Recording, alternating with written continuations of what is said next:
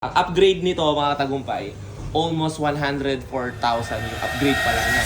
So guys, nililinis ko to kasi gusto ko yung inform na itong ating binild na Honda ADV 160 ay for sale na. Okay? Yung mga interested yan, pwede nyo na itong puntahan sa store. Ang upgrade nito mga tagumpay, almost 104,000 yung upgrade pa lang niya. So yung motor, parang SRP nito ay 169 ganyan. So dudamat na lang. Kung gustong tumawad, pwedeng tumawad, di ba? Pakita lang natin yung mga in-upgrade natin sa kanya. Siyempre, naka-all-in siya na suspension. Original yan ha, lahat. Naka-K3 rack na siya. Ayan, kompleto na to. Whoppings na yan. Siyempre, hindi mawawala yung ilaw natin. As I remember, parang ang kinabit natin dito ay isang GR2 alam ko eh. O, pakita natin yung MDL natin. Ayan. Meron tayong fog light. Ayan. O, yung ano natin, right? Tapos, ito yung ating GR. Malakas yan, no? Mihina. Tapos lumalakas. O, diba? So, baka. So, ilalagay ko na lang sa comment section yung mga in-upgrade sa kanya para makita nyo rin, di ba? Ay, yung mugs natin, naka G-Ren mugs. So, silver para mag-complement siya rito. Naka, di ko alam kung 280 big rotor. Na rotor lang nilagay natin dito. Yan, ilaw natin. Naka MDL dyan. Tapos nakataragsip na to na na panggilid na RS8. Tapos syempre naka-brake master na to na RCV. Yan, kompleto to.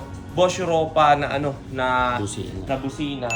Hindi natin tinanggal yung stock natin. So, meron siyang button dito. So, syempre paparinig natin yung busina niya kung gaano kalakas. Naka-Bosch Europa to. Naka-Belane na rin siya. Actually, hindi kasama dito dun sa 104 na binild natin yung gulong, Belane muffler, tapos ano pa ba? Yung panggilid natin, hindi pa kasama dun sa 104. So free na lang yon. Pakita ko lang sa inyo yung Odo, ito yung pinakamaganda sa lahat. Yung Odo niya, magugulat kayo. Dahil 499 lang yan. Batang-bata. Pakita natin lahat ng trip, baka sabihin nila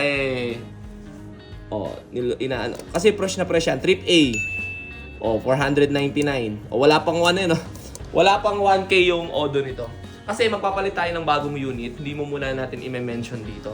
Ayun lang, puntahan nyo lang dito sa store, yung may mga interesado. Wala tong issue, kahit anong issue, wala. Ang issue nito, in-upgrade. Tapos yung may-ari, sira ulo. Yun lang. Yun lang. Ito, meron na rin tayong mga stand. Tapos ito, yung yung may video naman tayo nito eh. Meron tayong crash guard. May video tayo nito, pwede ko ipakita sa inyo. Sobrang kinis nito. Puntahan nyo lang dito sa story, baka interesado. Yun lang. Sa mga tatanong ng presyo, yun lang. Yung upgrade, 104. Tapos yung unit, ganun. Wag lang masyadong mababa. Ibibigay ko sa inyo to. Sino yung pinakamagandang offer? Ibibigay ko sa inyo to. Tama-tama, malapit na kasi yung endurance. O para meron kayong gamitin. Diba?